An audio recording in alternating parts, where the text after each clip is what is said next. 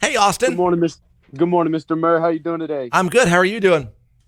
I'm real good, sir. All right, now you're not the youngest on this season, but you're one of the youngest. Is it intimidating to come across these other contestants who probably have more experience professionally than you've been alive for? Is it tough?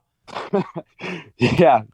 I think one of the biggest things when I was there, the question I just kept asking myself is like, "What am I doing here?" Like everyone else was I feel like perfected their craft, been doing it for so long, and I'm so new to it all. So, um, definitely questioning. Has anything happened so far that's made you say, I belong here? um, I think Honestly, I think the voice and this opportunity that I've been given was definitely something I prayed about. So when the doors were opened, I was ready for it. Hmm. And I had the whole time we were out doing stuff with the voice, I had my whole hometown praying for me. So I feel like that was pretty felt made me feel pretty secure that I belong there where I was at. What has changed in your life since this show first aired with you on it? I think my social media definitely. I used to all last year I didn't even have social media. Hmm. So now I'm trying to get more involved in that, and I think one major thing is I see music as a career now. Before it was just kind of a hobby, and now I see it as something that I could do for the rest of my life, and that's kind of the goal now. So trying to work on that. Why did you choose to do The Voice instead of any other singing show?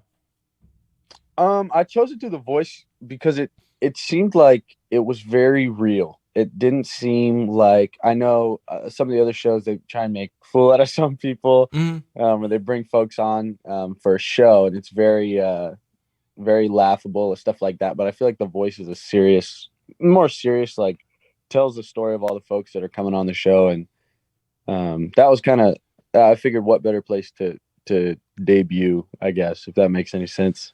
Do you feel The Voice offers you more professionally down the road than other shows do?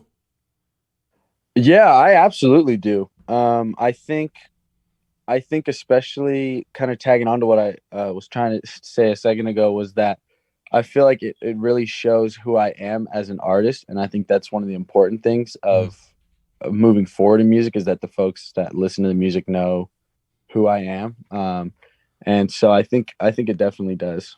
Now, when you came on the show in the blinds, did you come in with the idea that if Blake turned, you would choose him as a coach?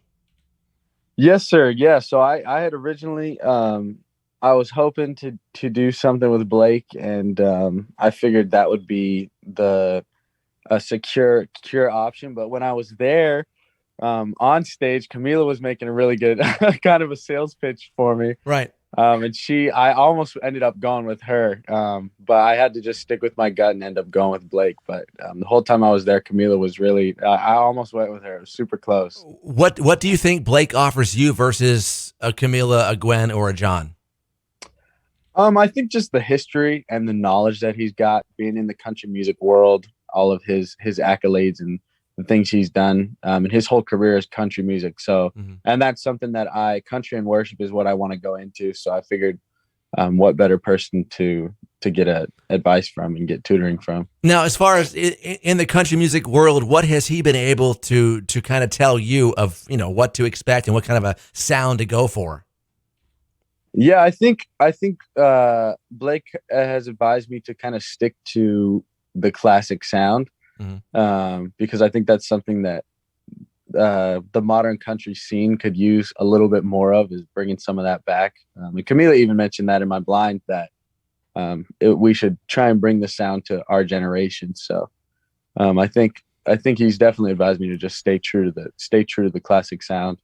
Do you think it's also important to kind of show maybe a pop side or a different side of you that we haven't seen yet?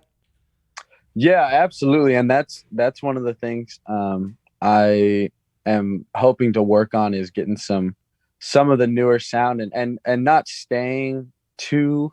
I guess when I said stick to the classic sound, I think it's important to have that, but then also artists like Sierra Farrell or Coulter Wall. Those are people that are taking classic blues and bluegrass sounds and modernizing them in a certain way. So I think trying to figure out my own modern sound on top of using the classic sound, if that makes sense. What kind of singer do you want to be down the road? I mean, 5-10 years from now, where does Austin Montgomery want to be? I definitely still going to be in church, and I think as far as career wise with music, I think if I could be touring in 5-10 years, something like that, traveling with a bunch of other country singers, I think that would be something incredible. So you probably choose Blake as your opening act down the road somewhere, right? Oh yeah, absolutely, absolutely. If I was given that option. On a personal level, what is Blake Shelton like in person? I think the first thing that struck me with Blake was just how tall he was, because I've only ever seen him on TV and on the screen or videos or whatever. So getting to know him, I think the first thing that took me by surprise was just how tall he was. But personally, I mean, he's just a relaxed guy. Everybody that I had talked to, working with The Voice and everything like that, we all kind of described, he gave off major dad energy, and he was just kind of like called everybody buddy and stuff like that. So he was just kind of a fun guy, very relaxed, very cool. If things with Blake on the show don't work out, who would be your second choice as a coach? I think if things with Blake don't work out on the show, my second choice for the coach would definitely be Camila. Now, hands down. How much interaction have you had with other coaches besides Blake? Not a whole lot. But I've heard from all of us have become friends getting to work on the show. So I've heard from all the people on Camila's team, just about her and John and Gwen, and got to talk to all the other people that are on their teams. So not directly with the coaches, but kind of secondhand interaction, I guess. Well, we wish you the best of luck on the show and in the future, Austin. Thank you very much. And I appreciate your time today. Thank you so much. Thank you.